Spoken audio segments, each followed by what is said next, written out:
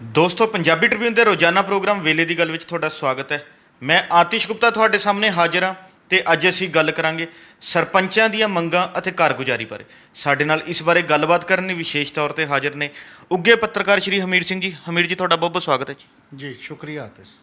ਹਮੀਰ ਜੀ, ਅਕਸਰ ਇਹ ਕਿਹਾ ਜਾਂਦਾ ਹੈ ਵੀ ਕਿ ਪਿੰਡਾਂ ਦੇ ਸਰਪੰਚ ਕਿਸੇ ਨਾ ਕਿਸੇ ਰਾਜਸੀ ਪਾਰਟੀ ਨਾਲ ਜੁੜੇ ਹੁੰਦੇ ਨੇ, ਉਹਨਾਂ ਦਾ ਪਿਛੋਕੜ ਕਿਸੇ ਨਾ ਕਿਸੇ ਰਾਜਸੀ ਪਾਰਟੀ ਤੋਂ ਹੁੰਦਾ, ਪਰ ਅੱਜ ਪੰਜਾਬ ਭਰ ਦੇ ਸਰਪੰਚਾਂ ਨੇ ਪਾਰਟੀਬਾਜੀ ਤੋਂ ਉੱਪਰ ਉੱਠਦੇ ਕਿਸੇ ਰਾਜਨੀਤੀ ਲਾਭ ਤੋਂ ਉੱਪਰ ਉੱਠ ਕੇ ਜਿਹੜਾ ਹੈਗਾ ਮੁੱਖ ਮੰਤਰੀ ਕੈਪਟਨ ਅਮਰਿੰਦਰ ਸਿੰਘ ਦੇ ਸ਼ਹਿਰ ਪਟਿਆਲਾ ਵਿੱਚ 2 ਦਿਨਾਂ ਧਰਨੇ ਦਾ ਐਲਾਨ ਕੀਤਾ ਹੈ।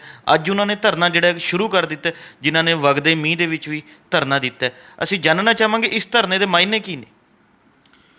ਅਸਲ ਦੇ ਵਿੱਚ ਇਹ ਹੈ ਕਿ ਜਿਹੜਾ ਪੰਚਾਇਤੀ ਰਾਜ ਸੈਟਅਪ ਹੈ ਇਹ ਚੁਣੇ ਹੋਏ ਨੁਮਾਇੰਦੇ ਲੋਕਾਂ ਦੇ ਹੈਗੇ ਨੇ। ਉਹਦੇ 'ਚ ਲਗਭਗ 13,000 ਤੋਂ ਜ਼ਿਆਦਾ ਸਰਪੰਚ ਨੇ ਪੰਜਾਬ ਦੀਆਂ ਪੰਚਾਇਤਾਂ ਦੇ, ਅਤੇ ਇਸੇ ਤਰ੍ਹਾਂ 87,000 ਦੇ ਕਰੀਬ ਪੰਚ ਨੇ, 3,000 ਦੇ ਕਰੀਬ ਬਲਾਕ ਸੰਮਤੀ ਮੈਂਬਰ ਨੇ, ਅਤੇ ਜ਼ਿਲ੍ਹਾ ਪ੍ਰੀਸ਼ਦ ਦੇ 327 ਦੇ ਕਰੀਬ ਮੈਂਬਰ ਨੇ। 1 ਲੱਖ ਨੁਮਾਇੰਦਾ ਹੈ ਅਸਲ 'ਚ। ਜੇ ਜਮਹੂਰੀਅਤ ਦੇ ਵਿੱਚ ਦੇਖਿਆ ਜਾਏ ਤਾਂ ਬੁਨਿਆਦੀ ਜਿਹੜਾ ਜਮਹੂਰੀਅਤ ਦੀ ਗਰਾਸ ਰੂਟ ਲੈਵਲ ਦੀ ਡੈਮੋਕ੍ਰੇਸੀ ਹੈ, ਹੇਠਲੇ ਲੈਵਲ ਦੀ, ਇਹ ਉਹਦੇ ਪਹਿਲੇ ਨੁਮਾਇੰਦੇ ਨੇ, ਬੁਨਿਆਦ ਨੇ। ਪਰ ਸਵਾਲ ਇਹ ਹੈ ਕਿ ਜਾਣਕਾਰੀਆਂ ਦਾ ਲੈਵਲ ਵੀ ਉਸ ਲੈਵਲ 'ਤੇ ਸੀ, ਅਤੇ ਪਿੰਡਾਂ ਨੂੰ ਵੀ ਅਸੀਂ ਕਾਫੀ ਲੰਮੇ ਸਮੇਂ ਤੋਂ ਇੱਧਰ ਨੂੰ ਟਿਲਟ ਕਰਤਾ ਕਿ ਹੁਣ ਅਸੀਂ ਪਿੰਡਾਂ ਦੀਆਂ ਪੰਚਾਇਤਾਂ ਨਹੀਂ ਚੁਣਦੇ, ਪਿੰਡਾਂ ਦੇ ਸਰਪੰਚ ਨਹੀਂ ਚੁਣਦੇ, ਹੁਣ ਅਸੀਂ ਧੜਿਆਂ ਦੇ ਚੁਣਦੇ ਹਾਂ। ਕਿਉਂਕਿ ਸਿਆਸੀ ਪਾਰਟੀਆਂ ਨੇ ਇਹੋ ਜਿਹਾ ਮਾਹੌਲ ਬਣਾਤਾ ਕਿ ਵੱਧ ਤੋਂ ਵੱਧ ਸਰਪੰਚ ਮੇਰੇ ਹੋਣ, ਅਤੇ ਜਿਹੜਾ ਸੱਤਾ ਚਾਹੁੰਦਾ ਦੂਜੇ ਦੇ ਕਾਗਜ਼ ਰੱਦ ਕਰਾਤੇ, ਕਿਸੇ ਨੂੰ ਕੁਛ ਕਰਤਾ, ਕਿਸੇ ਨੂੰ ਲੜਨਾ ਦਿੱਤਾ, ਬਹੁਤ ਕੁਝ ਇਹ ਲਗਾਤਾਰ ਚੱਲਦਾ ਆ ਰਿਹਾ ਜੀ। ਕਾਫੀ ਸਮਾਂ ਪਹਿਲਾਂ ਪੰਜਾਬ ਦੇ ਵਿੱਚ ਇੱਕ ਪੰਚਾਇਤ ਯੂਨੀਅਨ ਬਣੀ ਸੀ। ਉਹਨੇ ਸ਼ੁਰੂ 'ਚ ਕੁਝ ਮੰਗਾਂ ਉਠਾਉਂਦੀ ਵੀ ਰਹੀ, ਫਿਰ ਧੜੇਬੰਦੀ ਦਾ ਸ਼ਿਕਾਰ ਹੋ ਕੇ ਉਹ ਫਿਰ ਪੈਸਵਜੀ ਰੋਲ ਹੋ ਗਿਆ, ਮਤਲਬ ਕੋਈ ਬਹੁਤ ਵੱਡਾ ਰੋਲ ਲਗਾਤਾਰ ਨਹੀਂ ਆਇਆ ਜੀ। ਹੁਣ ਉਹ ਪੰਚਾਇਤ ਯੂਨੀਅਨ ਵੀ ਹੈਗੀ ਹੈ, ਪਰ ਬਹੁਤ ਜ਼ਿਆਦਾ ਸਰਗਰਮ ਰੂਪ ਦੇ ਵਿੱਚ ਦਿਖਾਈ ਨਹੀਂ ਦਿੰਦੀ, ਅਤੇ ਇਹ ਨਵੀਂ ਬਣੀ ਹੈ ਸਰਪੰਚ ਯੂਨੀਅਨ। ਅਤੇ ਸਰਪੰਚਾਂ ਨੇ ਵੀ ਇੱਕ ਚੰਗਾ ਕੰਮ, ਮੈਨੂੰ ਤਾਂ ਪਹਿਲੀ ਵਾਰ ਹੈ ਕਿ ਸੱਤਾਧਾਰੀ ਪਾਰਟੀ ਦੇ ਖਿਲਾਫ ਆਉਣਾ, ਇਕੱਠੇ ਹੋਣਾ, ਆਪਣੀ ਗੱਲ ਕਰਨਾ, ਇਹਨੂੰ ਹਾਂ ਪੱਖੀ ਕਦਮ ਮੰਨਿਆ ਜਾਣਾ ਚਾਹੀਦਾ। ਭਾਵੇਂ ਕਿ ਬਹੁਤ ਜ਼ਿਆਦਾ ਚੀਜ਼ਾਂ ਹੁੰਦੀਆਂ ਨੇ ਕਿ ਆਪਦੇ ਉਹਨਾਂ ਦੇ ਜਿਹੜੇ ਸਿਸਟਮ ਸੁਧਾਰ ਦੀ ਬਜਾਏ ਪਰਸਨਲ ਮੁੱਦੇ ਜ਼ਿਆਦਾ ਦਿਖਾਈ ਦੇ ਰਹੇ ਨੇ ਮੰਗਾਂ ਦੇ ਵਿੱਚ, ਪਰ ਫਿਰ ਵੀ ਜੇਕਰ ਸਰਕਾਰ ਦੇ ਖਿਲਾਫ ਉਹ ਆਉਂਦੇ ਨੇ ਜਾਂ ਕਿਤੇ ਇਕੱਠੇ ਹੁੰਦੇ ਨੇ ਤਾਂ ਇਹਦੇ ਤੋਂ ਇੱਕ ਉਮੀਦ ਵੱਝਦੀ ਹੈ ਕਿ ਅੱਗੇ ਨੂੰ ਪਿੰਡਾਂ ਦੇ ਵਿੱਚ ਧੜੇਬੰਦੀ ਦੀ ਬਜਾਏ ਸਾਰੀਆਂ ਪੰਚਾਇਤਾਂ ਜਾਂ ਸਰਪੰਚ ਜਾਂ ਮਿਲ ਕੇ ਪਿੰਡ ਦੇ ਫਾਇਦੇ ਲਈ ਕੰਮ ਕਰਨ ਰਲ ਕੇ, ਤਾਂ ਪਿੰਡ ਦੀ ਤਰੱਕੀ ਅਤੇ ਪਿੰਡ ਦੇ ਵਿੱਚ ਬਹੁਤ ਕੁਝ ਚੀਜ਼ਾਂ ਸੰਭਵ ਨੇ, ਹੋ ਸਕਦੀਆਂ ਨੇ। ਔਰ ਇਹ ਇੱਧਰਲੀ ਇੱਕ ਸ਼ੁਰੂਆਤ ਹੈ, ਬਸ਼ਰਤੇ ਕਿ ਉਹ ਕਿੰਨਾ ਕੁ ਮਤਲਬ ਗੰਭੀਰਤਾ ਨਾਲ ਚੱਲਦੇ ਨੇ, ਕਿੰਨਾ ਕੁ ਫੁੱਟ ਫੇਰ ਪੈ ਜਾਂਦੀ ਹੈ, ਨਹੀਂ ਪੈਂਦੀ ਹੈ, ਉਹ ਅਗਲੇ ਸਵਾਲ ਉਹਦੇ ਨਾਲ ਜੁੜੇ ਹੋਏ ਨੇ। ਅਤੇ ਇਹਦੇ 'ਚ ਜਿਹੜੀਆਂ ਉਹਨਾਂ ਦੀਆਂ ਮੰਗਾਂ ਜਾਂ ਜਿਸ ਲੈਵਲ ਦੇ ਲੈ ਕੇ ਆਏ ਨੇ, ਸਭ ਤੋਂ ਮੈਂ ਜਿਹੜੀਆਂ ਮੇਜਰ ਦੀਆਂ ਦਿਖਾਈ ਦੇ ਰਹੀਆਂ ਨੇ ਉਹ ਸੁਣਦਾ ਵੀ MCਆਂ ਨੂੰ 9500 ਰੁਪਇਆ ਮਿਲ ਰਿਹਾ ਭੱਤਾ, ਸਾਨੂੰ ਭੱਤਾ ਨਹੀਂ ਮਿਲ ਰਿਹਾ, ਭੱਤਾ ਹੋਰ ਵਧਣਾ ਚਾਹੀਦਾ ਹੈ। ਇਹ ਡਿਮਾਂਡ ਉਹਨਾਂ ਦੀ ਉੱਥੋਂ ਆ ਰਹੀ ਹੈ ਕਿਉਂਕਿ ਜਿਵੇਂ MLA ਆਪਣਾ ਵਧਾਈ ਜਾਂਦੇ ਨੇ, MP ਵਧਾਈ ਜਾਂਦੇ ਨੇ, ਅਸੀਂ ਵੀ ਤਾਂ ਚੁਣੇ ਹੋਏ ਨੁਮਾਇੰਦੇ ਹਾਂ, ਸਾਨੂੰ ਉਸ ਲੈਵਲ 'ਤੇ ਮਿਲਣਾ ਚਾਹੀਦਾ। ਔਰ ਦੂਜੀਆਂ ਜਿਹੜੀਆਂ ਕੁਝ ਗੱਲਾਂ ਜਿਹੜੀਆਂ ਆ ਸਾਰੀਆਂ ਇਹਨਾਂ ਦੇ ਵਿੱਚ ਇਦੋਂ ਪਹਿਲਾਂ ਮੰਗ ਕਰਦੀਆਂ ਰਹੀਆਂ ਨੇ ਪੰਚਾਇਤ ਯੂਨੀਅਨ ਨਾਲ, ਉਹ ਮੇਰਾ ਖਿਆਲ ਖਿਲਾਫ ਵੀ ਸੋਸ਼ਲ ਆਡਿਟ ਨਾ ਕਰਾਓ, ਫਲਾਨਾ ਨਾ ਕਰਾਓ, ਔਰ ਪਾਰਦਰਸ਼ੀ ਤਰੀਕਾ ਤਾਂ ਕਿਸੇ ਨੂੰ ਕਰਨਾ ਹੀ ਪਊਗਾ, ਉਸੇ ਤਰੀਕੇ ਨਾਲ ਤਾਂ ਨਿਆਉਣਾ ਪਏਗਾ। ਹਾਂ, ਸਰਪੰਚਾਂ ਦੀ ਮਾਨ ਇੱਜ਼ਤ ਦਾ ਸਵਾਲ ਹੈ, ਬਾਕੀ ਦੇ ਤਰੀਕੇ ਨੇ, ਇਹ ਜਿਹੜੀਆਂ ਕੁਝ ਡਿਮਾਂਡ ਕਰਨਾ ਜਾਂ ਸਾਡੇ ਗਰਾਂਟਾਂ ਸਮੇਂ ਸਿਰ ਦੇਣਾ, ਇਹ ਸਾਰੀਆਂ ਮੰਗਾਂ ਠੀਕ ਨੇ, ਕੋਈ ਬਹੁਤ ਜ਼ਿਆਦਾ ਗਲਤ ਵਾਲੀ ਗੱਲ ਨਹੀਂ ਉਸ ਪੱਧਰ ਦੇ ਉੱਤੇ ਜੀ। ਪਰ ਕੀ ਸਰਪੰਚ ਯੂਨੀਅਨ ਬੁਨਿਆਦੀ ਸਵਾਲ ਉਠਾਏਗੀ ਪੰਚਾਇਤੀ ਰਾਜ ਸੰਸਥਾਵਾਂ ਦੇ? ਕੀ ਉਹ ਸੱਚੀਓ ਧੜੇ ਤੋਂ ਉੱਪਰ ਉੱਠ ਕੇ ਜਾਂ ਸੱਚੀਓ ਸਭ ਕੁਝ ਸਿੱਖ ਕੇ, ਸਭ ਕੁਝ ਜਾਣ ਕੇ, ਟ੍ਰੇਨਡ ਹੋ ਕੇ ਅਸਲ 'ਚ ਗਰਾਸ ਰੂਟ ਲੈਵਲ ਦੀ ਡੈਮੋਕ੍ਰੇਸੀ 'ਚੋਂ ਨਿਕਲਣ ਦੀ ਗੱਲ ਕਰਨਗੇ? ਔਰ ਜੇਕਰ ਉੱਧਰ ਨੂੰ ਇਹ ਗੱਲ ਤੁਰ ਪੈਂਦੀ ਹੈ ਤਾਂ ਪੰਜਾਬ 1 ਲੱਖ ਲੀਡਰ ਪੈਦਾ ਕਰ ਦਊਗਾ, 1 ਲੱਖ ਨੁਮਾਇੰਦਾ ਪੈਦਾ ਹੋਏਗਾ। ਉਹ 1 ਲੱਖ ਨੁਮਾਇੰਦਾ ਪੰਜਾਬ ਦੀ ਸਿਆਸਤ ਨੂੰ, ਪੰਜਾਬ ਦੇ ਵਿਕਾਸ ਨੂੰ, ਪੰਜਾਬ ਦੇ ਸਾਰੇ ਕਾਸੇ ਨੂੰ ਇੱਕ ਨਵੀਂ ਦਿਸ਼ਾ ਦੇਣ ਦੇ ਸਮਰੱਥ ਹੋ ਸਕਦਾ ਜੇਕਰ ਉਸ ਤਰੀਕੇ ਨਾਲ ਚੱਲਣਗੇ। ਪਰ ਅਜੇ ਪਹਿਲਾ ਇਹਨਾਂ ਦਾ ਇੱਕ ਉੱਦਮ ਹੈ, ਅਤੇ ਫਿਲਹਾਲ ਇੰਨਾ ਹੀ ਕਿਹਾ ਜਾ ਸਕਦਾ ਇਹ ਇੱਕ ਠੀਕ ਕਦਮ ਹੈ, ਅਤੇ ਅੱਗੇ ਅਜੇ ਬਹੁਤ ਜ਼ਿੰਮੇਵਾਰੀਆਂ ਨੇ ਉਹਨਾਂ ਸਰਪੰਚਾਂ ਦੇ ਉੱਤੇ ਕਿ ਕੀ ਉਹਨਾਂ ਦੀ ਕਹਿਣੀ ਅਤੇ ਕਰਨੀ ਉਸ ਪਾਸੇ ਵੱਲ ਵਧੂਗੀ ਜਾਂ ਨਹੀਂ ਵਧੂਗੀ, ਉਹਦੇ ਤੋਂ ਤੈਅ ਹੋਏਗਾ ਅਗਲਾ ਐਕਸ਼ਨ ਜੀ। ਹਮੀਰ ਜੀ, ਜਿਵੇਂ ਤੁਸੀਂ ਦੱਸਿਆ ਵੀ ਕਿ ਸਰਪੰਚਾਂ ਦੇ ਏਕੇ ਨੇ ਜਿਹੜਾ ਹੈਗਾ ਇੱਕ ਵਧੀਆ ਕਦਮ ਚੁੱਕਿਆ, ਪਰ ਇਸ ਦੇ ਨਾਲ ਹੀ ਅਸੀਂ ਜਾਣਨਾ ਚਾਹਾਂਗੇ ਵੀ ਕਿ ਪੰਚਾਇਤੀ ਰਾਜ ਸੰਸਥਾਵਾਂ ਦੀ ਕਾਰਗੁਜ਼ਾਰੀ ਹੁਣ ਤੱਕ ਕਿਹੋ ਜਿਹੀ ਰਹਿ ਰਹੀ ਹੈ, ਉਹ ਕਿਸ ਤਰ੍ਹਾਂ ਦੀ ਭੂਮਿਕਾ ਨਿਭਾ ਸਕ ਰਹੀ ਹੈ? ਪੰਚਾਇਤੀ ਰਾਜ ਸੰਸਥਾਵਾਂ ਤਾਂ ਦੇਖੋ ਜਦੋਂ ਤੋਂ ਖਾਸ ਤੌਰ ਤੇ 73ਵੀਂ ਸੰਵਿਧਾਨਕ ਸੋਧ ਆਈ ਹੈ 24 ਅਪ੍ਰੈਲ 1993 ਨੂੰ ਇਹ ਨੋਟੀਫਿਕੇਸ਼ਨ ਹੋਇਆ ਸੀ। 24 ਅਪ੍ਰੈਲ 93 ਤੋਂ ਬਾਅਦ ਇਹਨਾਂ ਨੂੰ ਪਹਿਲੀ ਵਾਰ ਰਾਜ ਦਾ ਹਿੱਸਾ ਮੰਨਿਆ ਗਿਆ। ਪਹਿਲਾਂ ਇਹਨਾਂ ਨੂੰ ਸੇਵਾ ਸੰਮਤੀ ਦੀ ਗੱਲ ਕਰਦੇ ਸੀ ਉਸ ਲੈਵਲ ਦੇ, ਇਸ ਲਈ 3 ਟਾਇਰ ਸਿਸਟਮ ਜਿਹੜਾ ਲਾਗੂ ਹੋਣ ਦੀ ਗੱਲ ਹੋਈ ਹੈ। ਇਸੇ ਕਰਕੇ ਉਹਦੇ 'ਚ 2-3 ਗੱਲਾਂ ਬੜੀਆਂ ਇੰਪੋਰਟੈਂਟ ਸੀ ਜੀ। ਸਭ ਤੋਂ ਪਹਿਲੀ ਗੱਲ ਤਾਂ ਉਹਦੇ 'ਚ ਇੰਪੋਰਟੈਂਟ ਇਹ ਸੀ ਕਿ 29 ਵਿਭਾਗ ਜਿਹੜੇ ਪਿੰਡਾਂ ਨਾਲ ਸੰਬੰਧਿਤ ਨੇ ਉਹਨਾਂ ਦਾ ਕੰਮਕਾਜ, ਉਹਨਾਂ ਨਾਲ ਸੰਬੰਧਿਤ ਕਰਮਚਾਰੀ, ਉਹਨਾਂ ਨਾਲ ਸੰਬੰਧਿਤ ਪੈਸਾ ਬਜਟ ਇਹ ਟ੍ਰਾਂਸਫਰ ਕਰਨਾ ਹੈ ਪੰਚਾਇਤੀ ਰਾਜ ਸਿਸਟਮ ਨੂੰ, ਤਾਂ ਕਿ ਡੀਸੈਂਟਰਲਾਈਜੇਸ਼ਨ ਹੋਵੇ, ਹੇਠਲੀ ਪਲਾਨਿੰਗ ਹੇਠਲਾ ਸਾਰਾ ਕੁਝ ਉਸ ਪਾਸੇ ਵੱਲ ਚੱਲੇ। ਅਤੇ ਦੂਜਾ ਇਹਦੇ 'ਚ ਇਹ ਹੋਇਆ ਸੀ ਕਿ ਅੱਗੇ ਪੰਚਾਇਤਾਂ ਦੀਆਂ ਚੋਣਾਂ ਕਰਾਉਣ ਨਾ ਕਰਾਉਣ ਸਰਕਾਰਾਂ ਦੀ ਮਰਜ਼ੀ 'ਤੇ ਨਿਰਭਰ ਸੀ। ਕਈ ਵਾਰ 16 ਸਾਲ ਲੰਘ ਗਏ, 10 ਸਾਲ ਲੰਘ ਗਏ, ਕਿਉਂਕਿ ਹਾਲਾਤ ਐ ਨੇ ਜੀ ਫਲਾਨਾ। ਇਹਦੇ ਲਈ ਸਟੇਟ ਇਲੈਕਸ਼ਨ ਕਮਿਸ਼ਨ ਬਣਿਆ ਕਿ ਹਰ 5 ਤੋਂ 5 ਸਾਲ ਬਾਅਦ ਚੋਣ ਹੋਣੀ ਲਾਜ਼ਮੀ ਹੈ, ਜਿਵੇਂ ਵਿਧਾਨ ਸਭਾ ਅਤੇ ਪਾਰਲੀਮੈਂਟ ਦੀ ਉਵੇਂ ਇਸ ਲਈ ਹੈ। ਅਤੇ ਇੱਕ ਹੋਰ ਸੋਧ ਇਹਦੇ 'ਚ ਇਹ ਹੋਈ ਕਿ ਹਰ ਸਟੇਟ ਦਾ ਆਪਣਾ ਫਾਈਨਾਂਸ ਕਮਿਸ਼ਨ ਵੀ ਹੋਊਗਾ, ਜਿਵੇਂ ਸਟੇਟ ਨੈਸ਼ਨਲ ਲੈਵਲ ਦੇ ਫਾਈਨਾਂਸ ਕਮਿਸ਼ਨ ਹੈ।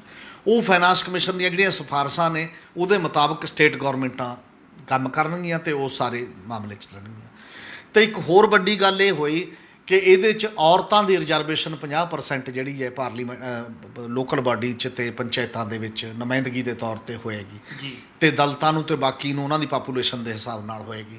ਇਹ ਕਾਫੀ ਇੱਕ ਠੀਕ ਠਾਕ ਉਸ ਪਾਸੇ ਵੱਲ ਗੱਲਾਂ ਹੋਈਆਂ। ਅਤੇ ਸਭ ਤੋਂ ਇੰਪੋਰਟੈਂਟ ਗੱਲ ਇਹਨਾਂ ਦੇ ਨਾਲ ਇਹ ਹੋਈ ਕਿ ਫਾਈਨਲ ਅਥਾਰਟੀ ਜਿਹੜੀ ਕੰਮ ਕਰੂਗੀ, ਜਿਹੜੀ ਬੁਨਿਆਦ ਹੈ ਉਹ ਪਿੰਡ ਦੀ ਗ੍ਰਾਮ ਸਭਾ ਹੋਊਗੀ ਅਤੇ ਸਾਰੇ ਫੈਸਲੇ ਪਿੰਡਾਂ ਦੇ ਪੱਧਰ ਦੇ ਲੋਕ ਆਪਸ 'ਚ ਬੈਠ ਕੇ ਲਿਆ ਕਰਨਗੇ।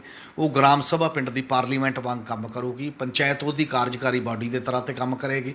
ਅਤੇ ਉਹ ਸਾਰੇ ਮਾਹੌਲ ਦੇ ਵਿੱਚੋਂ ਫਿਰ ਕਿਸ ਤਰੀਕੇ ਦੇ ਨਾਲ ਪੰਚਾਇਤੀ ਰਾਜ ਨੂੰ ਚਲਾਉਣਾ ਚਾਹੀਦਾ ਹੈ, ਉਹ ਸਭ ਦੇ ਸਾਹਮਣੇ ਇੱਕ ਬੜਾ ਵੱਡਾ ਸਵਾਲ ਸੀ। ਹੁਣ ਸਵਾਲ ਇਹ ਹੈ ਕਿ ਜਿਹੜੀਆਂ ਸਰਕਾਰਾਂ ਜਾਂ ਜਿਹੜੀਆਂ ਪਾਰਟੀਆਂ ਇਹ ਤਾਂ ਕਹਿੰਦੀਆਂ ਨੇ, ਜਿਹੜੀ ਉਹ ਮੰਗ ਗਲਤ ਨਹੀਂ, ਉਹ ਠੀਕ ਗੱਲ ਹੈ ਕਿ ਦਿੱਲੀ ਅਧਿਕਾਰਾਂ ਦਾ ਕੇਂਦਰੀਕਰਨ ਕਰ ਰਹੀ ਹੈ, ਫੈਡਰਲਿਜ਼ਮ ਹੋਣਾ ਚਾਹੀਦਾ, ਸੂਬਿਆਂ ਨੂੰ ਅਧਿਕਾਰ ਹੋਣੇ ਚਾਹੀਦੇ ਨੇ ਜੀ। ਬਿਲਕੁਲ ਅੱਜ ਦਾ ਏਜੰਡਾ ਹੈ ਅਤੇ ਵਾਜਬ ਗੱਲ ਹੈ, ਉਹ ਮਿਲਣਾ ਹੀ ਚਾਹੀਦਾ। ਪਰ ਉਹੀ ਸਟੇਟਾਂ ਦੀਆਂ ਸਰਕਾਰਾਂ ਅੱਗੇ ਨਾ ਜ਼ਿਲ੍ਹੇ ਨੂੰ, ਨਾ ਪਿੰਡ ਨੂੰ, ਨਾ ਪੰਚਾਇਤੀ ਰਾਜ ਸੰਸਥਾਵਾਂ ਨੂੰ, ਨਾ ਲੋਕਲ ਬਾਡੀ ਨੂੰ ਕਿਉਂ ਅਧਿਕਾਰ ਦੇਣ ਲਈ ਤਿਆਰ ਨਹੀਂ ਹੋ? ਜੇ ਦਿੱਲੀ ਤੋਂ ਅਟਕ ਕੇ ਕੇਵਲ ਤੁਹਾਡੀ ਜੇਬ ਤੱਕ ਰੁਕ ਜਾਂਦੇ ਨੇ ਤਾਂ ਇਹ ਕੋਈ ਅਧੂਰੀ ਡੈਮੋਕ੍ਰੇਸੀ ਹੈ। ਇਹ ਡੈਮੋਕ੍ਰੇਸੀ ਦਾ ਉਹ ਮਾਡਲ ਨਹੀਂ ਹੈ ਜਿਹੜਾ ਮਾਡਲ ਉਸ ਪੱਧਰ ਦੇ ਉੱਤੇ ਜਾਣਾ ਚਾਹੀਦਾ, ਜਿਹੜਾ ਹੇਠਾਂ ਲੋਕਾਂ ਨੂੰ ਫੈਸਲਾ ਕਰਨ।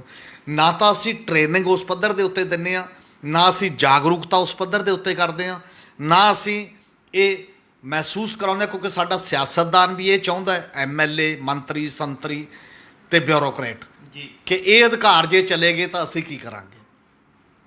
ਜਿਹੜੇ ਸਟੇਟਾਂ ਨੇ ਦਿੱਤੇ ਨੇ, ਕਰਨਾਟਕਾ ਦੇ ਵਿੱਚ ਸਟੇਟ ਹੈ, ਕਰਨਾਟਕਾ ਸਟੇਟ ਨੇ ਇਹ ਅਧਿਕਾਰ ਕਾਫੀ ਹੱਦ ਤੱਕ ਦਿੱਤੇ ਨੇ। 40% ਸੂਬੇ ਦਾ ਬਜਟ ਸਿੱਧਾ ਖਾਤਿਆਂ 'ਚ ਸਿੱਧਾ ਪੰਚਾਇਤੀ ਰਾਜ ਸੰਸਥਾਵਾਂ ਨੂੰ ਜਾਂਦਾ ਹੈ। ਬਿਲਕੁਲ। ਔਰ ਸਾਡੇ ਇਹ ਹੈ ਕਿ ਸਾਡੇ ਅਕਾਲੀਆਂ ਦੀ ਵੀ 10 ਸਾਲ ਸਰਕਾਰ ਰਹੇਗੀ ਅਤੇ ਹੁਣ 5 ਸਾਲ ਇਹਨੂੰ ਪੂਰੇ ਹੋਣ ਵਾਲੇ ਨੇ। ਕੋਈ ਪੈਸਾ ਨਹੀਂ ਉਸ ਬਜਟ 'ਚੋਂ ਜਾ ਰਿਹਾ। ਜਿਹੜਾ ਮਾੜਾ ਮੋਟਾ ਪੈਸਾ ਜਾ ਰਿਹਾ ਉਹ ਆ ਰਿਹਾ ਜਾਂ 14ਵੇਂ ਜਾਂ 15ਵੇਂ ਵਿੱਤ ਕਮਿਸ਼ਨ 'ਚੋਂ। 15ਵੇਂ ਵਿੱਤ ਕਮਿਸ਼ਨ ਦੇ ਮੁਤਾਬਕ 606 ਰੁਪਏ ਪ੍ਰਤੀ ਵਿਅਕਤੀ ਪਿੰਡ ਨੂੰ ਜਾਣਾ ਹੀ ਜਾਣਾ। ਜੇ 2000 ਆਬਾਦੀ ਹੈ ਕਿਸੇ ਪਿੰਡ ਦੀ ਤਾਂ 12 ਲੱਖ ਰੁਪਈਆ ਉਹਦੇ ਖਾਤੇ 'ਚ ਜਾਣਾ ਚਾਹੀਦਾ ਪੰਚਾਇਤ ਦੇ, ਸਿੱਧਾ ਆਪਣੇ ਆਪ ਜੀ। ਜੇ ਸਟੇਟ ਗੌਰਮੈਂਟ ਨਹੀਂ ਦਿੰਦੀ ਤਾਂ ਉਹ ਵਿਆਜ ਭਰਨਾ ਪਊਗਾ ਜਿੰਨਾ ਲੇਟ ਕਰੂਗੀ ਉਹਦਾ। ਇਹ ਉੱਥੋਂ ਪੈਸਾ ਆ ਰਿਹਾ। ਦੂਜਾ ਜਿਹੜਾ ਪੈਸਾ ਆ ਰਿਹਾ ਪੰਚਾਇਤਾਂ ਦੀਆਂ, ਬਲਕਿ ਸਟੇਟ ਲੁੱਟਣ ਲੱਗ ਗਈ ਉਹਨਾਂ ਨੂੰ।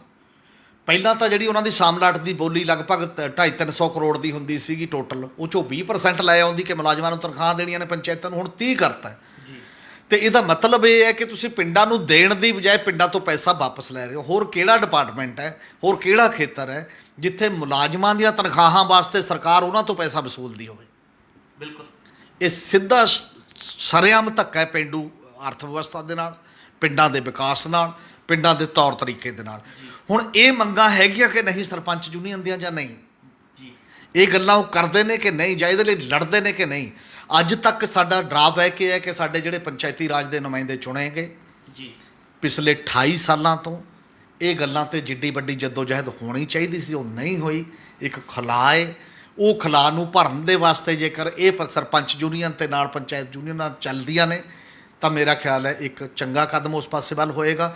ਔਰ ਨਹੀਂ ਤਾਂ ਜਿਹੜੇ ਨਤੀਜੇ ਉਸ ਪੱਧਰ ਦੇ ਉੱਤੇ ਆਉਣਗੇ ਵੀ ਚਲੋ ਆਪਣਾ ਹੀ ਕੁਝ ਲੈ ਲਓ, ਇੱਧਰ ਉੱਧਰ ਚਲੇ ਜਾਓ, ਜਾਂ ਕੱਲ੍ਹ ਨੂੰ ਕਿਸੇ ਨੇ ਦਬਕਾ ਮਾਰਤਾ ਜਾਂ ਕੋਈ ਗੱਲ ਕਰਤੀ, ਔਰ ਉਹ ਚੀਜ਼ਾਂ ਨਾਲ ਕੰਮ ਨਹੀਂ ਚੱਲਣਗੇ। ਔਰ ਨਹੀਂ ਤਾਂ ਬਾਂਹ ਵੀ ਮਰੋੜਦੀਆਂ ਨੇ ਸਰਕਾਰਾਂ ਸਰਪੰਚਾਂ ਦੀ, ਤੇ ਉਹਨਾਂ ਨੂੰ ਮਜਬੂਰ ਵੀ ਕਰਦੀਆਂ ਨੇ। ਔਰ ਬਹੁਤ ਜ਼ਿਆਦਾ ਜਾਗਰੂਕਤਾ ਦੀ ਕਮੀ ਕਰਕੇ ਬਹੁਤੇ ਸਰਪੰਚਾਂ ਨੂੰ ਤਾਂ ਸੈਕਟਰੀ ਚਲਾ ਰਹੇ ਨੇ, ਆਪ ਪਤਾ ਵੀ ਨਹੀਂ ਹੁੰਦਾ ਕਿ ਉਹਦੇ ਅਧਿਕਾਰ ਕੀ ਨੇ ਜਾਂ ਮੈਂ ਕਿਸ ਤਰੀਕੇ ਦੇ ਨਾਲ ਕੰਮ ਕਰਦਾ। ਪੰਚਾਇਤ ਸੈਕਟਰੀ ਦਾ ਕਾਰ ਦੇ ਵਿੱਚ ਉਹਦਾ ਝੋਲਾ ਹੁੰਦਾ, ਉਹ ਪੰਚਾਇਤ ਸੈਕਟਰੀ ਸਾਹਿਬ ਹੁੰਦੇ ਨੇ, ਤੇ ਸਰਪੰਚ ਉਹਨੂੰ ਕਹਿੰਦੇ ਨੇ ਸਰਪੰਚ ਹੋ ਰਿਹਾ ਗੱਲ ਸੁਣ। ਇਹ ਇੱਕ ਬੋਲਬਾਣੀ ਦਾ ਰਿਵਾਜ ਵੀ ਸਾਡੇ ਬਹੁਤੇ ਥਾਵਾਂ 'ਤੇ ਇਸ ਲੈਵਲ ਦਾ ਜਿਹੜਾ ਚੱਲ ਰਿਹਾ। ਔਰ ਇਸ ਮਾਹੌਲ ਨੂੰ ਵੀ ਤਬਦੀਲ ਇਸ ਮੌਕੇ 'ਤੇ ਗੱਲ ਕਰਨ ਦੇ ਲਈ ਇਹ ਹੈ ਕਿ ਪੰਚਾਇਤੀ ਰਾਜ ਸੰਸਥਾਵਾਂ ਨੂੰ ਉਹ ਡਿਪਾਰਟਮੈਂਟ ਮੰਗਣਾ, ਉਹ ਬਜਟ ਮੰਗਣਾ, ਉਹ ਸਾਰੀਆਂ ਚੀਜ਼ਾਂ ਮੰਗਣਾ, ਉਸ ਪਾਸੇ ਵੱਲ ਵੀ ਚੱਲਣਾ ਪਏਗਾ। ਔਰ ਨਾਲ ਦੀ ਨਾਲ ਸਕਿੱਲ ਡਿਵੈਲਪਮੈਂਟ, ਹੁਨਰ ਦੇ ਵਾਸਤੇ ਟ੍ਰੇਨਿੰਗ ਵੀ ਲੈਣੀ ਪਏਗੀ, ਉਹਦੀ ਸਾਂਭ ਸੰਭਾਲ ਲਈ ਵੀ, ਅਤੇ ਨਾਲ ਦੀ ਨਾਲ ਜਿੰਨਾ ਉਹ ਚੀਜ਼ ਨੂੰ ਫਿਰ ਮੈਨੇਜ ਕਰਨ ਲਈ ਨੌਕਰੀਆਂ ਚਾਹੀਦੀਆਂ ਨੇ, ਜਿੰਨੇ ਕਲਰਕ, ਜਿੰਨੇ ਬਾਕੀ ਦੇ ਲੋਕ, ਉਹਨਾਂ ਦੀ ਭਰਤੀ ਵੀ ਨਾਲ ਨਾਲ ਵਧੂਗੀ, ਉਸੇ ਤਰੀਕੇ ਦੇ ਨਾਲ ਰੁਜ਼ਗਾਰ ਵੀ ਵਧੂਗਾ। ਉਹ ਸਾਰੀਆਂ ਗੱਲਾਂ ਵੱਲ ਨੂੰ ਤੁਰਨ ਦੀ ਲੋੜ ਸੀ। ਹਮੀਰ ਜੀ, ਜਿਵੇਂ ਤੁਸੀਂ ਦੱਸਿਆ ਵੀ ਕਿ ਪੰਚਾਇਤੀ ਰਾਜ ਅਧੀਨ ਔਰਤ ਸਰਪੰਚਾਂ ਨੂੰ ਜਿਹੜਾ 50% ਰਾਖਵਾਂਕਰਨ ਕੀਤਾ ਗਿਆ, ਪਰ ਅੱਜ ਦੇ ਜੇਕਰ ਅਸੀਂ ਧਰਨੇ 'ਤੇ ਨਜ਼ਰ ਮਾਰੀਏ ਤਾਂ ਅੱਜ ਔਰਤਾਂ ਦੀ ਗਿਣਤੀ ਬਹੁਤ ਘੱਟ ਸੀ। ਇਸ ਨੂੰ ਤੁਸੀਂ ਕਿਵੇਂ ਦੇਖਦੇ? ਹਾਂ, ਬਿਲਕੁਲ ਇਹ ਸਮਾਜਿਕ ਤੇ ਬਾਕੀ ਮਾਹੌਲ ਦਾ ਸਵਾਲ ਹੈ। ਜਿਵੇਂ ਕਿਹਾ ਜਾ ਰਿਹਾ ਨਾ ਕਿ ਬਿਨਾਂ ਮੰਗ ਪੈਦਾ ਕੀਤੇ ਜੇ ਤੁਸੀਂ ਉੱਪਰੋਂ ਕੋਈ ਚੀਜ਼ ਦੇ ਵੀ ਦਿਓਗੇ, ਜਿਵੇਂ ਡੈਮੋਕ੍ਰੇਸੀ ਵੀ ਜਮਹੂਰੀਅਤ ਸਾਡੇ ਦੇਸ਼ 'ਚ ਆਈ ਹੈ ਨਾ, ਇਹ ਹੇਠੋਂ ਪੈਦਾ ਨਹੀਂ ਹੋਈ, ਇਹ ਉੱਪਰੋਂ ਜਦੋਂ ਆਜ਼ਾਦੀ ਆਈ ਦੇ ਦਿੱਤੀ ਗਈ। ਬਹੁਤੀ ਵਾਰ ਤਾਂ ਉੱਪਰ ਅਸੀਂ ਸੰਵਿਧਾਨ ਹੋਇਆ ਜਾਂ ਬਣਾਤਾ, ਉਹਦੇ ਹਾਣ ਦੇ ਹੋਣ ਦੇ ਲਈ ਸਾਨੂੰ ਕਈ ਵਾਰ ਆਪਣੇ ਕਲਚਰ 'ਚੋਂ ਚੀਜ਼ਾਂ ਲੈਣੀਆਂ ਪੈਂਦੀਆਂ ਨੇ, ਸੱਭਿਆਚਾਰ 'ਚੋਂ ਚੀਜ਼ਾਂ ਲੈਣੀਆਂ ਪੈਂਦੀਆਂ। ਉਸੇ ਤਰ੍ਹਾਂ ਕਹਿਣੀ ਦੇ ਤੌਰ 'ਤੇ, ਕਾਨੂੰਨ ਦੇ ਤੌਰ 'ਤੇ ਇੱਕ ਰਾਖਵੇਂ ਕਰਨ ਦੇ ਤਹਿਤ ਅਸੀਂ ਅਧਿਕਾਰ ਦਿੱਤੇ ਨੇ ਔਰਤਾਂ ਨੂੰ। ਇਹ ਵੀ ਇੱਕ ਚੰਗੀ ਗੱਲ ਹੈ। ਨਾ ਚੁਣੇ ਜਾਣ ਨਾਲ ਤਾਂ ਚੁਣਿਆ ਜਾਣਾ ਵੀ ਇੱਕ ਚੰਗੀ ਗੱਲ ਹੈ ਕਿ ਔਰਤਾਂ ਘੱਟੋ ਘੱਟ ਚੁਣੀਆਂ ਜਾਣ ਲੱਗੀਆਂ ਨੇ। ਜਦੋਂ ਇਹਦੇ 20 ਸਾਲ ਹੋ ਗਏ ਸੀ ਪੰਚਾਇਤੀ ਰਾਜ 73ਵੀਂ ਸੰਵਿਧਾਨਕ ਸੋਧ ਦੇ, ਉਦੋਂ ਕੇਂਦਰ ਸਰਕਾਰ ਨੇ ਇੱਕ ਕਮੇਟੀ ਬਣਾਈ ਸੀ, ਮਨੀ ਸ਼ੰਕਰ ਅਈਅਰ ਜਿਹੜੇ ਪਹਿਲਾਂ ਪੰਚਾਇਤ ਮੰਤਰੀ ਰਹੇ ਨੇ, ਉਹਨਾਂ ਦੀ ਅਗਵਾਈ ਦੇ ਵਿੱਚ, ਕਿ ਅੰਦਾਜ਼ਾ ਲਾਓ 20 ਸਾਲਾਂ 'ਚ ਕੀ ਹੋਇਆ, 8 ਸਾਲ ਪਹਿਲਾਂ ਮਤਲਬ। ਉਹ ਜਿਹੜੀ ਰਿਪੋਰਟ ਹੈ ਉਹ ਇਹ ਕਹਿੰਦੀ ਹੈ ਕਿ ਸਾਡੇ ਦੇਸ਼ ਦੇ ਵਿੱਚ ਹਜੇ ਤੱਕ ਨੰਬਰ 1 ਪੰਚਾਇਤ ਰਾਜ ਨਹੀਂ ਹੈ, ਸਰਪੰਚ ਰਾਜ ਹੈ। ਮਤਲਬ ਸਰਪੰਚ ਹਲਕਾ ਇੰਚਾਰਜਾਂ, BDO ਜਾਂ ਮੰਤਰੀਆਂ ਜਾਂ MLA ਨਾਲ ਮਿਲ ਕੇ ਆਪਣੇ ਤਰੀਕੇ ਨਾਲ ਕੰਮ ਕਰਦਾ, ਬਾਕੀ ਮੈਂਬਰਾਂ ਤੋਂ ਤਾਂ ਦਸਤਖਤ ਕਰਾ ਲਏ ਜਾਂਦੇ ਨੇ, ਬਹੁਤੀ ਸੱਦ ਪੁੱਛ ਨਹੀਂ ਹੁੰਦੀ। ਪੰਚਾਇਤਾਂ ਏਜੰਡਾ ਨੋਟਿਸ ਕੱਢ ਕੇ ਪੰਚਾਇਤਾਂ ਦੀਆਂ ਮੀਟਿੰਗਾਂ ਨਹੀਂ ਹੁੰਦੀਆਂ, ਕਿਉਂਕਿ ਕੋਈ ਵੀ ਪੰਚਾਇਤ ਦੀ ਮੀਟਿੰਗ ਜੇ ਬਿਨਾਂ ਪਹਿਲਾਂ ਏਜੰਡਾ ਨੋਟਿਸ ਕੱਢੇ ਹੁੰਦੀ ਹੈ ਤਾਂ ਉਹ ਗੈਰ ਕਾਨੂੰਨੀ ਹੈ। ਪੰਜਾਬ 'ਚ ਮੈਜੋਰਿਟੀ ਪੰਚਾਇਤਾਂ ਏਜੰਡਾ ਨੋਟਿਸ ਕੱਢੇ ਬਿਨਾਂ ਮੀਟਿੰਗਾਂ ਕਰਦੀਆਂ ਨੇ, ਅਤੇ ਇਸੇ ਤਰ੍ਹਾਂ ਫਿਰ ਉਹ ਇੱਕ ਦੀ ਚੱਲਦੀ ਹੈ ਤਾਂ ਉਹ ਸਰਪੰਚ ਰਾਜ ਹੀ ਹੋ ਗਿਆ। ਦੂਜੀ ਨਾਲ ਦੀ ਨਾਲ ਉਹਨਾਂ ਨੇ ਰਿਕਮੈਂਡੇਸ਼ਨ ਇਹ ਕੀਤੀ ਕਿ ਉਹ ਤਾਂ ਸਰਪੰਚ ਰਾਜ ਹੈ ਪੰਚਾਇਤ ਰਾਜ ਦੀ ਬਜਾਏ, ਅਤੇ ਬਲਕਿ ਹੁਣ ਤਾਂ ਦੇਸ਼ 'ਚ ਬਹੁਤੇ ਥਾਵਾਂ 'ਤੇ ਕੁਝ ਟਰਾਈਬਲ ਖੇਤਰਾਂ ਨੂੰ ਛੱਡ ਕੇ, ਜਿੱਥੇ ਕਬੈਲੀ ਏਰੀਏ 'ਚ ਜਿੱਥੇ ਔਰਤ ਦੀ ਪੁੱਗਤ ਅਜੇ ਵੀ ਚੱਲਦੀ ਹੈ, ਉਹਨੂੰ ਛੱਡ ਕੇ ਜਿਹੜਾ ਸੋ ਕਾਲਡ ਪੜ੍ਹਿਆ ਲਿਖਿਆ ਏਰੀਆ, ਉਹਦੇ 'ਚ ਸਰਪੰਚ ਪਤੀ ਰਾਜ ਹੈ। ਸਰਪੰਚ ਪਤੀ ਰਾਜ ਦਾ ਮਤਲਬ ਹੈ ਕਿ ਰਿਜ਼ਰਵੇਸ਼ਨ 'ਚ ਉਹਦੀ ਪਤਨੀ ਤਾਂ ਬਣ ਗਈ ਸਰਪੰਚ, ਪਰ ਸਰਪੰਚੀ ਘਰ ਵਾਲੀ ਕਰ ਰਿਹਾ ਹਜੇ ਤੱਕ। ਮਤਲਬ ਰਿਜ਼ਰਵੇਸ਼ਨ 'ਚ ਇਹ ਹੋ ਗਈ, ਉਹ ਕਹਿੰਦਾ ਜੀ ਮੈਂ ਨੁਮਾਇੰਦਾ ਸਰਪੰਚ ਦਾ, ਮੈਂ ਫਲਾਨਾ। ਇਸੇ ਕਰਕੇ ਉਹ ਜਿਹੜੀ ਸ਼ਮੂਲੀਅਤ ਹੈ ਉਹਦੀ ਕਮੀ ਹੈ। ਅਸੀਂ ਉਹ ਮਾਹੌਲ ਪੈਦਾ ਨਹੀਂ ਕਰ ਸਕੇ ਹਜੇ ਤੱਕ ਬਹੁਤੇ ਥਾਵਾਂ 'ਤੇ ਕਿ ਉਹ ਸਾਡੀਆਂ ਬੀਬੀਆਂ ਜਿਹੜੀਆਂ ਸਰਪੰਚ ਬਣਦੀਆਂ ਨੇ ਉਹ ਆਪਣੇ ਆਪ ਸਰਪੰਚੀ ਕਰਨ, ਆਪਣੇ ਆਪ ਵਿਚਰਨ। ਇਹਦੇ ਨਾਲ ਬਹੁਤ ਚੀਜ਼ਾਂ ਠੀਕ ਹੋਣ ਦੀ ਸੰਭਾਵਨਾ ਪੈਦਾ ਹੋ ਜਾਏਗੀ। ਜਦੋਂ ਅੱਧੀਆਂ ਔਰਤਾਂ ਸਾਹਮਣੇ ਆਉਂਦੀਆਂ ਨੇ ਨਾ, ਤਾਂ ਅੱਧਾ ਸਾਹਮਣੇ ਵਾਲਾ ਗੰਭੀਰਤਾ ਆ ਜਾਂਦੀ ਹੈ। ਅਫਸਰ ਵੀ ਥੋੜ੍ਹਾ ਜਿਹਾ ਤਮੀਜ਼ ਨਾਲ ਗੱਲ ਕਰਦਾ, ਸਾਰੇ ਲੋਕਾਂ ਨੂੰ ਦੇਖਣ ਦੀ ਗੱਲ ਕਰਦਾ। ਔਰ ਅਜੇ ਪੰਜਾਬ ਦਾ ਕਲਚਰ ਵੀ ਇਹ ਹੈ ਨਹੀਂ ਕਿ ਔਰਤਾਂ ਘੱਟੋ ਘੱਟ, ਜਿਵੇਂ ਸਰਪੰਚ ਜਾਮ ਖੜਕਾ ਸਕਦਾ BDO ਨਾਲ ਬੈਠ ਕੇ ਜਾਂ ਸੈਕਟਰੀ ਨਾਲ, ਘੱਟੋ ਘੱਟ ਸ਼ਰਾਬਾਂ ਨਹੀਂ ਪੀਤੀਆਂ ਜਾਂਦੀਆਂ, ਅੱਧਾ ਕੰਮ ਫਰਕ ਪੈ ਜਾਂਦਾ ਉਹ ਸਾਰੇ ਕੁਛ ਨੂੰ।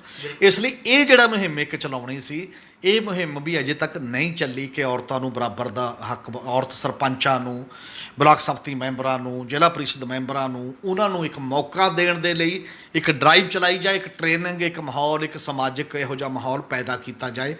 ਉਹ ਕਮੀ ਸਾਡੇ ਇਸ ਪੰਚਾਇਤੀ ਰਾਜ ਸਿਸਟਮ ਦੇ ਪ੍ਰੈਕਟੀਕਲ ਕੰਮ ਕਰਨ ਦੇ ਵਿੱਚ ਦਿਖਾਈ ਦੇ ਰਹੀ ਹੈ। ਔਰ ਮੈਨੂੰ ਲੱਗਦਾ ਨਹੀਂ ਤਾਂ ਐਡੀ ਵੱਡੀ ਟ੍ਰੇਨਿੰਗ ਸਰਕਾਰ ਕਰਾ ਸਕਦੀ ਸੀ ਜੇ ਕਰਾਉਣਾ ਚਾਹੁੰਦੇ, ਔਰ ਉਹ ਇਸ ਕਰਕੇ ਨਹੀਂ ਹੋ ਰਹੀ ਕਿਉਂਕਿ ਮਨਸ਼ਾ ਨਹੀਂ ਹੈ ਉਸ ਪਾਸੇ ਚੱਲਣ ਦੀ। ਹਮੀਰ ਜੀ, ਅਸੀਂ ਜਾਣਨਾ ਚਾਹਾਂਗੇ ਕਿ ਪਿੰਡਾਂ ਦੀਆਂ ਮੁੱਖ ਸਮੱਸਿਆਵਾਂ ਕਿਸ ਤਰ੍ਹਾਂ ਹੀ ਦੇਖਣ ਨੂੰ ਮਿਲ ਰਹੀਆਂ ਨੇ ਅਤੇ ਸਰਪੰਚਾਂ ਨੂੰ ਕਿਹੜੀਆਂ ਮੰਗਾਂ ਜਿਹੜੀਆਂ ਚੁੱਕਣੀਆਂ ਚਾਹੀਦੀਆਂ ਨੇ। ਇਸ ਦੇ ਨਾਲ ਹੀ ਅਸੀਂ ਇਹ ਵੀ ਜਾਣਨਾ ਚਾਹਾਂਗੇ, ਜੇ ਪੰਚਾਇਤੀ ਰਾਜ ਕਾਨੂੰਨ ਅਧੀਨ ਸਰਪੰਚ ਕੰਮ ਕਰਦੇ ਨੇ ਤਾਂ ਉਹਨਾਂ ਦਾ ਕੰਮਕਾਰ ਕਿਸ ਤਰ੍ਹਾਂ ਦਾ ਹੋਏਗਾ, ਉਹ ਕਿਵੇਂ ਦਾ ਕੰਮ ਕਰ ਸਕਣਗੇ? ਸਭ ਤੋਂ ਪਹਿਲੀ ਗੱਲ ਤਾਂ ਮੈਨੂੰ ਇਹ ਲੱਗਦਾ ਕਿ ਸਾਰੇ ਸਰਪੰਚਾਂ ਨੂੰ, ਪੰਚਾਂ ਨੂੰ ਜ਼ਿਲ੍ਹਾ ਪ੍ਰੀਸ਼ਦ ਬਲਾਕ ਸੰਮਤੀ ਮੈਂਬਰਾਂ ਨੂੰ ਪਹਿਲਾਂ ਆਪਣਾ ਐਕਟ, ਜਿਹੜੇ ਕਾਨੂੰਨ ਦੇ ਤਹਿਤ ਉਹਨਾਂ ਨੇ ਕੰਮ ਕਰਨਾ ਹੈ, ਉਹ ਪੜ੍ਹਨ ਦੀ ਕੋਸ਼ਿਸ਼ ਕਰਨੀ ਚਾਹੀਦੀ ਹੈ। ਆਪ ਨਹੀਂ ਪੜ੍ਹ ਸਕਦੇ ਤਾਂ ਟ੍ਰੇਨਿੰਗ ਕੈਂਪ ਲਵਾਉਣ, ਜਿਹੜੇ ਵੀ ਨੇੜੇ ਤੇੜੇ ਬੁੱਧੀਜੀਵੀ ਹੋਰ ਲੋਕ ਨੇ ਉਹਨਾਂ ਨੂੰ ਸੱਦ ਕੇ ਉਹਦੇ 'ਚ ਇੱਕ ਸੰਵਾਦ ਰਚਾਉਣਾ। ਜਦੋਂ ਤੁਹਾਨੂੰ ਜਿੰਨਾ ਚਿਰ ਇਹ ਨਹੀਂ ਪਤਾ ਲੱਗਦਾ ਕਿ ਤੁਹਾਡਾ ਕਾਨੂੰਨ ਮੁਤਾਬਕ ਕੀ ਰੁਤਬਾ ਹੈ, ਕੀ ਹੱਕ ਹੈ, ਕਿਸ ਤਰੀਕੇ ਨਾਲ ਕਰਨਾ ਹੈ, ਉਨਾ ਚਿਰ ਜਾਗਰੂਕਤਾ ਤੋਂ ਬਿਨਾਂ ਤੁਸੀਂ ਆਪਣੇ ਅਹੁਦੇ ਨਾਲ ਤੇ ਆਪਣੀ ਸੰਸਥਾ ਨਾਲ ਮਤਲਬ ਵਫਾ ਨਹੀਂ ਕਰ ਸਕਦੇ। ਨੰਬਰ 1 ਤਾਂ ਇਹ ਜਾਗਰੂਕਤਾ ਦਾ ਜਿਹੜਾ ਕੁਐਸਚਨ ਹੈ, ਉਹ ਸਭ ਤੋਂ ਪਹਿਲੀ ਗੱਲ ਹੈ। ਦੂਜੀ ਗੱਲ, ਪੰਚਾਇਤ ਸਰਪੰਚਾਂ ਨੂੰ ਕੀ ਕਰਦਾ ਹੈ ਪ੍ਰਸ਼ਾਸਨ ਮਿਲ ਕੇ ਸਾਰਾ, ਜਾਂ ਜਿਹੜੀ ਪੋਲੀਟਿਕਸ ਹੈ ਉਹ ਕੀ ਕਰਦੀ ਹੈ? ਉਹ ਇਹ ਕਰਦੀ ਹੈ ਕਿ ਪਹਿਲਾਂ ਹੀ ਇੱਕ ਦੋ ਚੀਜ਼ਾਂ ਤੇ ਇੱਧਰ ਉੱਧਰਲੇ ਮਤਲਬ ਮਤੇ ਪਵਾ ਦਿੰਦੇ ਨੇ, ਜਿਹੜੇ ਕਿ ਗਲਤ ਹੁੰਦੇ ਨੇ, ਜਿਹੜੇ ਕਿ ਕਾਨੂੰਨ ਦੇ ਮੁਤਾਬਕ ਨਹੀਂ ਹੁੰਦੇ। ਫਿਰ ਸਾਰੇ 5 ਸਾਲ ਬਲੈਕਮੇਲਿੰਗ ਹੁੰਦੀ ਹੈ ਜੀ, ਤੇ ਉਹ ਬਲੈਕਮੇਲਿੰਗ ਕਰਕੇ ਤੇ ਉਹ ਕਹਿੰਦੇ ਨਹੀਂ ਤੇਰਾ ਆਡਿਟ ਕਰਾ ਦੂੰਗਾ, ਨਹੀਂ ਤੇਰਾ ਆਹ ਕਰ ਦੂੰਗਾ, ਨਹੀਂ ਤੇਰਾ ਆਹ ਕਰ ਦੂੰਗਾ। 5 ਸਾਲ ਤੱਕ ਜਿਹੜਾ ਕਰਪਸ਼ਨ ਦਾ ਲੈਵਲ ਹੈ ਸਾਡੇ, ਉਹ 'ਚ ਬਹੁਤਾ ਪੈਸਾ ਅਧਿਕਾਰੀਆਂ ਤੱਕ ਜਾਂਦਾ ਹੈ ਜਾਂ ਉੱਪਰ ਤੱਕ ਜਾਂਦਾ ਹੈ, ਤੇ ਸਰਪੰਚ ਕੋਲ ਓਡਾ ਹਿੱਸਾ ਆਉਂਦਾ ਵੀ ਨਹੀਂ, ਜਿਹੜੇ ਪੈਸੇ ਖਾਂਦੇ ਵੀ ਨੇ। ਤੇ ਪਰ ਜਦੋਂ ਜ਼ਿੰਮੇਵਾਰੀ ਆਉਂਦੀ ਹੈ, ਜਦੋਂ ਮੁਕੱਦਮੇ ਦਰਜ ਹੁੰਦੇ ਨੇ, ਤੇ ਉਹ ਸਾਰਾ ਕੁਝ ਸਰਪੰਚਾਂ ਨੂੰ ਭੁਗਤਣਾ ਪੈਂਦਾ। ਬਿਲਕੁਲ। ਇਸ ਲਈ ਜੇ ਸਾਰੀਆਂ ਪੰਚਾਇਤਾਂ, ਸਰਪੰਚਾਂ ਨੂੰ ਇਹ ਸਮਝ ਪੈਦਾ ਹੋ ਜਾਂਦੀ ਹੈ, ਜਾਗਰੂਕਤਾ ਪੈਦਾ ਹੋ ਜਾਂਦੀ ਹੈ ਕਿ ਮੈਂ ਸਰਪੰਚੀ ਲੋਕਾਂ ਦੀਆਂ ਵੋਟਾਂ ਨਾਲ ਕਰ ਰਿਹਾ, ਲੋਕ ਮੇਰੀ ਬੁਨਿਆਦੀ ਤਾਕਤ ਨੇ, ਉੱਪਰਲਾ ਤੰਤਰ ਮੇਰੀ ਬੁਨਿਆਦੀ ਤਾਕਤ ਨਹੀਂ ਹੈ ਜੀ, ਤਾਂ ਉਹ ਵਿਧੀਵਤ ਰੂਪ ਦੇ ਵਿੱਚ ਗ੍ਰਾਮ ਸਭਾ ਨੂੰ ਸਰਗਰਮ ਕਰਨ 'ਚ ਰੋਲ ਨਿਭਾਉਣ। ਗ੍ਰਾਮ ਸਭਾ ਜੂਨ ਤੇ ਦਸੰਬਰ ਦੇ ਵਿੱਚ 2 ਸੈਸ਼ਨ ਬੁਲਾਉਣੇ ਲਾਜ਼ਮੀ ਨੇ। ਜਿਹੜਾ ਸਰਪੰਚ ਨਹੀਂ ਬੁਲਾਉਂਦਾ ਤਾਂ ਉਹ ਦੂਜੇ ਮਹੀਨੇ ਦੀ ਆਖਰੀ ਤਾਰੀਖ ਨੂੰ ਆਪਣੇ ਆਪ ਸਸਪੈਂਡ ਹੋ ਜਾਂਦਾ ਜੀ, ਤੇ ਮਿਲੀ ਭੁਗਤ ਦੇ ਚੱਕਰ ਦੇ ਵਿੱਚ ਉਹ ਸਸਪੈਂਡ ਵੀ ਨਹੀਂ ਹੁੰਦਾ ਤੇ ਬਾਕੀ ਚੀਜ਼ਾਂ ਨੇ। ਜੇ ਗ੍ਰਾਮ ਸਭਾ ਬੁਲਾਏਗਾ, ਗ੍ਰਾਮ ਸਭਾ ਦੇ ਮਤੇ ਰਾਹੀਂ ਸਾਰੀਆਂ ਚੀਜ਼ਾਂ ਕਰੇਗਾ, ਤਾਂ ਕੋਈ ਅਫਸਰ, ਕੋਈ ਵੀ ਹੋਰ ਬੌਸ ਸਰਪੰਚ ਦਾ ਵਾਲ ਵਿੰਗਾ ਨਹੀਂ ਕਰ ਸਕਦਾ, ਕਿਉਂਕਿ ਮਤਾ ਗ੍ਰਾਮ ਸਭਾ ਉਹ ਤਾਂ ਲਾਗੂ ਕਰ ਰਿਹਾ ਹੈ ਜੀ। ਗ੍ਰਾਮ ਸਭਾ ਇੱਕ ਸੰਗਤੀ ਰੂਪ ਦੀ ਇੱਕ ਸੰਸਦ ਦਾ ਇੱਕ ਪਾਰਲੀਮੈਂਟ ਹੈ। ਜਿਵੇਂ ਪਾਰਲੀਮੈਂਟ ਤੇ ਵਿਧਾਨ ਸਭਾ ਦੇ ਵਿੱਚ ਬਣਿਆ ਕੋਈ ਕਾਨੂੰਨ ਜਾਂ ਮਤਾ, ਉਹਨੂੰ ਕੋਈ ਕੋਰਟ ਵੀ ਕੁਝ ਨਹੀਂ ਕਰ ਸਕਦੀ ਉਸ ਪੱਧਰ ਦੇ, ਉਵੇਂ ਹੀ ਗ੍ਰਾਮ ਸਭਾ ਹੈ। ਤੇ ਪੰਚਾਇਤਾਂ ਜਦੋਂ ਉਹਦੇ 'ਚੋਂ ਆਪਣੀ ਤਾਕਤ ਲੈਣਾ ਸ਼ੁਰੂ ਕਰ ਦੇਣਗੀਆਂ, ਤਾਂ ਪੰਚਾਇਤ ਦਾ ਰੁਤਬਾ ਵੀ ਆਪਣੇ ਆਪ ਵੱਧ ਜਾਊਗਾ ਸਰਪੰਚ ਦਾ। ਤਾਂ ਸਰਪੰਚ ਪਿੰਡ ਦੇ ਮੁੱਖ ਮੰਤਰੀ ਦੀ ਤਰ੍ਹਾਂ ਦੇਖਿਆ ਜਾਊਗਾ। ਹੁਣ ਸਰਪੰਚ ਪੋਲੀਟੀਕਲ ਪਾਰਟੀ ਦੇ ਕਰਿੰਦੇ ਦੀ ਤਰ੍ਹਾਂ ਦੇਖਿਆ ਜਾਂਦਾ ਜੀ।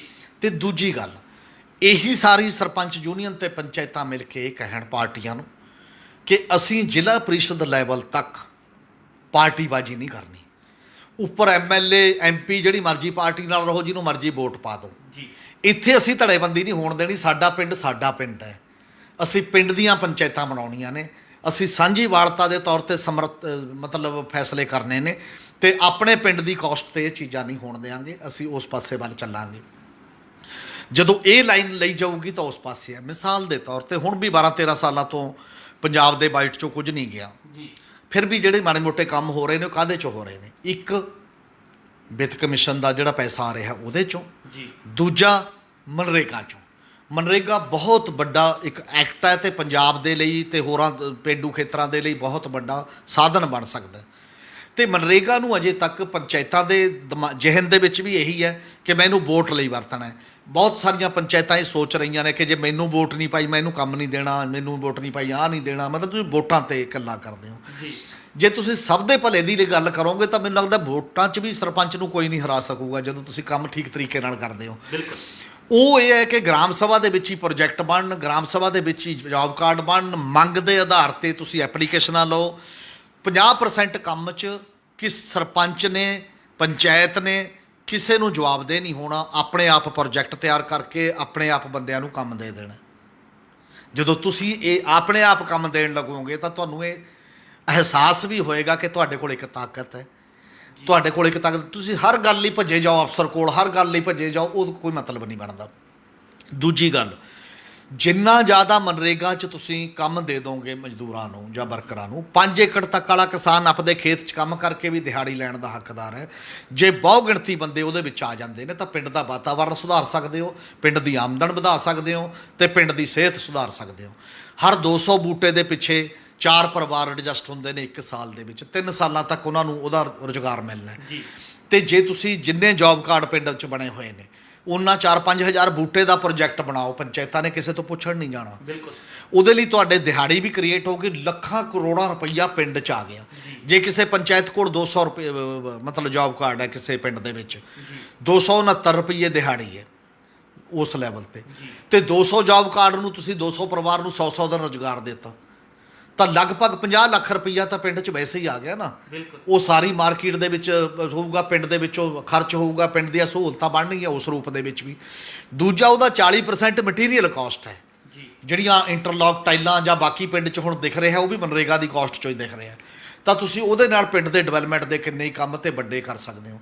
ਅੱਧੇ ਫਲਦਾਰ ਰੁੱਖ ਲੱਗਣਗੇ, ਉਹਦੇ 'ਚ ਫਲ ਖਾ ਕੇ ਤੇ ਉਹਦੇ ਨਾਲ ਡੈਫੀਸ਼ੈਂਸੀ ਦੂਰ ਕਰੋ, ਅਨੀਮੀਆ ਦੂਰ ਕਰੋ, ਰੋਗਾਂ ਨਾਲ ਲੜਨ ਦੀ ਤਾਕਤ ਪੈਦਾ ਕਰੋ ਤੇ ਬਾਕੀ ਫਲ ਠੇਕੇ ਤੇ ਦੇ ਦਿਓ ਤੇ ਉਹਦੇ ਨਾਲ ਪੰਚਾਇਤ ਦੀ ਆਮਦਨ ਵਧਾਓ। ਉਹ ਸਾਰੀਆਂ ਚੀਜ਼ਾਂ ਪੰਚਾਇਤਾਂ ਆਪਣੇ ਲੈਵਲ ਤੇ ਕਰ ਸਕਦੀਆਂ ਨੇ। ਇਹ ਬਹੁਤ ਵੱਡਾ ਸਵਾਲ ਹੈ ਸਾਡੇ ਸਾਹਮਣੇ। ਜੇ ਪੰਚਾਇਤਾਂ ਜਾਗਰੂਕ ਹੋ ਕੇ ਪਿੰਡ 'ਚ ਏਕਤਾ ਕਾਇਮ ਕਰਕੇ, ਧੜੇਬੰਦੀ ਛੱਡ ਕੇ, ਜਿਹੜਾ ਕਿ ਕਿਸਾਨ ਅੰਦੋਲਨ ਨੇ ਇਹ ਦੋ ਗੱਲਾਂ ਸਾਬਤ ਕਰਤੀਆਂ। ਮੈਨੂੰ ਤਾਂ ਲੱਗਦਾ ਸਰਪੰਚ ਯੂਨੀਅਨ ਬਣਨਾ ਤੇ ਧੜੇਬੰਦੀ ਤੋਂ ਉੱਪਰ ਉੱਠ ਕੇ ਆਉਣਾ, ਇਹਦੇ ਪਿੱਛੇ ਵੀ ਕਿਸਾਨ ਅੰਦੋਲਨ ਦਾ ਅਸਰ ਹੈ ਜੀ। ਕਿਉਂਕਿ ਕਿਸਾਨ ਅੰਦੋਲਨ ਨੇ ਪਿੰਡ 'ਚ ਭਾਈਚਾਰਾ ਮਜ਼ਬੂਤ ਕੀਤਾ, ਨੰਬਰ 1।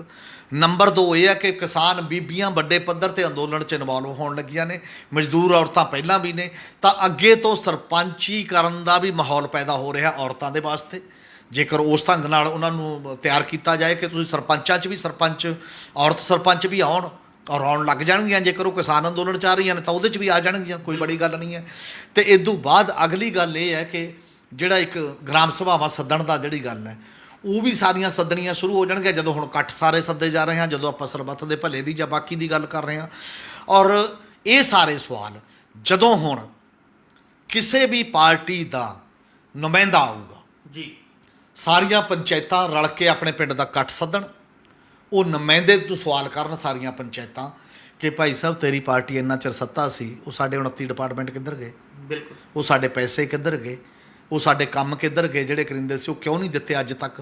ਤੁਹਾਡਾ ਇਹ ਤਾਂ ਏਜੰਡਾ ਹੀ ਨਹੀਂ, ਕਿਸੇ ਦੇ ਮੈਨੀਫੈਸਟੋ ਦਾ ਏਜੰਡਾ ਉਸ ਵਿੱਚ ਕਿਉਂ ਨਹੀਂ ਹੈ? ਫਿਰ ਜਿਹੜੀ ਆਪੋਜੀਸ਼ਨ 'ਚ ਰਹੀ ਹੈ ਧਿਰ, ਉਹਨੂੰ ਵੀ ਪੁੱਛਣ ਵੀ ਤੂੰ ਇੰਨੇ ਸਾਲਾਂ 'ਚ ਕਦੇ ਵਿਧਾਨ ਸਭਾ 'ਚ ਸਵਾਲ ਉਠਾਇਆ? ਇੰਨੇ ਸਾਲਾਂ 'ਚ ਇੱਥੇ ਕੋਈ ਸੈਮੀਨਾਰ ਕਰਾਇਆ? ਇੰਨੇ ਸਾਲਾਂ 'ਚ ਆਪਦੇ ਹਲਕੇ 'ਚ ਕੋਈ ਕੰਮ ਇਹੋ ਜਿਹਾ ਕਰਾਇਆ? ਉਹਨਾਂ MLA ਨੂੰ ਵੀ ਪੁੱਛਣ। ਇਹ ਸਾਰੇ ਜਦੋਂ ਸਵਾਲ ਬੈਠ ਕੇ ਸਲੀਕੇ ਨਾਲ ਹੋਣਗੇ ਤੇ ਆਉਣ ਵਾਲੇ ਸਮੇਂ 'ਚ ਪੰਚਾਇਤਾਂ ਵੱਡਾ ਰੋਲ ਨਿਭਾ ਸਕਦੀਆਂ ਨੇ ਇਸ 'ਚ। ਜਦੋਂ ਚੋਣਾਂ ਵੀ ਹੋਣਗੀਆਂ, ਵੱਖ-ਵੱਖ ਬੂਥ ਲਾਉਣ ਦੀ ਬਜਾਏ ਸਾਂਝੀਆਂ ਸਟੇਜਾਂ ਲਾਉਣ ਪਿੰਡਾਂ ਦੇ ਵਿੱਚ, ਸਾਰੇ ਨੁਮਾਇੰਦਿਆਂ ਨੂੰ ਇਕੱਠਾ ਕਰਕੇ ਬੁਲਾਉਣ, ਸਾਹਮਣੇ ਸਭ ਦੇ ਸਵਾਲ ਸਾਰੇ ਨੁਮਾਇੰਦਿਆਂ ਦੇ ਸਾਹਮਣੇ ਕਰਨ, ਨਾਲੇ ਤਾਂ ਉਹਨਾਂ ਦਾ ਟਾਈਮ ਬਚੂਗਾ, ਨਾਲੇ ਸਾਰੇ ਸਾਹਮਣੇ ਜਵਾਬਦੇਹ ਹੋ ਜਾਣਗੇ। ਇਸ ਤਰ੍ਹਾਂ ਨਾਲ ਪਿੰਡਾਂ ਦੀ ਤਾਕਤ ਪਤਾ ਲੱਗੂਗੀ, ਪਿੰਡਾਂ ਨੂੰ ਇਹ ਮਹਿਸੂਸ ਹੋਏਗਾ ਕਿ ਅਸੀਂ ਹੁਣ ਹੈਗੇ ਆ ਇੰਨੇ ਜੋਗੇ ਜਾਗਰੂਕ, ਅਤੇ ਉਹ ਸਾਡੀ ਤਾਕਤ ਜਿਹੜੀ ਹੈ ਤੁਹਾਨੂੰ ਜਵਾਬਦੇਹ ਬਣਾਊਗੀ ਉੱਪਰਲੇ ਲੀਡਰਾਂ ਨੂੰ ਵੀ, ਪਾਰਟੀਆਂ ਨੂੰ ਵੀ। ਤਾਂ ਇੱਕ ਉਮੀਦ ਬਣੂਗੀ ਕਿ ਅੱਗੇ ਤੋਂ ਕਰਨਾਟਕਾ ਅਤੇ ਕੇਰਲਾ ਦੀ ਤਰ੍ਹਾਂ ਪੰਜਾਬ ਦਾ ਪੰਚਾਇਤੀ ਰਾਜ ਸਿਸਟਮ ਵੀ ਕੰਮ ਕਰਨ ਯੋਗ ਹੋ ਜਾਏਗਾ। ਬੁਨਿਆਦ ਇੱਕੋ ਹੀ ਹੈ, ਪਹਿਲਾਂ ਸਰਪੰਚ ਨੂੰ ਸੇਵਾਦਾਰ ਦੇ ਤੌਰ 'ਤੇ ਆਉਣਾ ਪਊਗਾ, ਉਹਦੇ ਕਰਪਸ਼ਨ ਦਾ ਹਿੱਸਾ ਛੱਡ ਕੇ ਇਹ ਕਹਿਣਾ ਪਊਗਾ ਕਿ ਮੈਂ ਪਿੰਡ ਦਾ ਸੇਵਾਦਾਰ ਹਾਂ ਅਤੇ ਪਿੰਡ ਦੀ ਸੇਵਾ ਕਰੂੰਗਾ। ਦੂਜਾ ਧੜਾ ਛੱਡਣਾ ਪਏਗਾ, ਇਨਸਾਫ ਪਸੰਦੀ ਦੇ ਵਿੱਚ ਆਉਣਾ ਪਏਗਾ। ਤੀਜਾ ਗ੍ਰਾਮ ਸਭਾ ਦੇ ਰਾਹੀਂ ਫੈਸਲੇ ਲੈਣ ਦੀ ਆਦਤ ਪਾਉਣੀ ਪਏਗੀ। ਇਹ 2-3 ਚੀਜ਼ਾਂ ਕਰ ਲਈਆਂ ਜਾਣ ਤਾਂ ਪੰਜਾਬ ਦੇ ਪਿੰਡ ਮੁੜ ਕੇ ਖੜੇ ਹੋ ਜਾਣਗੇ। ਇਹ ਸਨ ਸਾਡੇ ਸੀਨੀਅਰ ਪੱਤਰਕਾਰ ਸ਼੍ਰੀ ਹਮੀਰ ਸਿੰਘ ਜੀ, ਜਿਨ੍ਹਾਂ ਨੇ ਸਾਨੂੰ ਦੱਸਿਆ ਵੀ ਕਿ ਜੇਕਰ ਪਿੰਡਾਂ ਦੀਆਂ ਪੰਚਾਇਤਾਂ ਧੜੇਬੰਦੀ ਤੋਂ ਉੱਪਰ ਉੱਠ ਕੇ ਜਾਗਰੂਕ ਹੋ ਜਾਣ ਤਾਂ ਉਹ ਖੁਦ ਆਪਣੇ ਪਿੰਡ ਦਾ ਵਿਕਾਸ ਸਰਕਾਰਾਂ ਤੋਂ ਵਧੀਆ ਤਰੀਕੇ ਨਾਲ ਕਰ ਸਕਦੀਆਂ ਨੇ। ਸਰਕਾਰਾਂ 'ਤੇ ਉਹਨਾਂ ਨੂੰ ਨਿਰਭਰ ਰਹਿਣ ਦੀ ਕੋਈ ਲੋੜ ਨਹੀਂ ਹੈ, ਉਹ ਆਪਣੇ ਆਪ ਜਿਹੜਾ ਹੈਗਾ ਖੁਦ ਪਿੰਡ ਦਾ ਵਿਕਾਸ ਕਰ ਸਕਦੀਆਂ ਨੇ।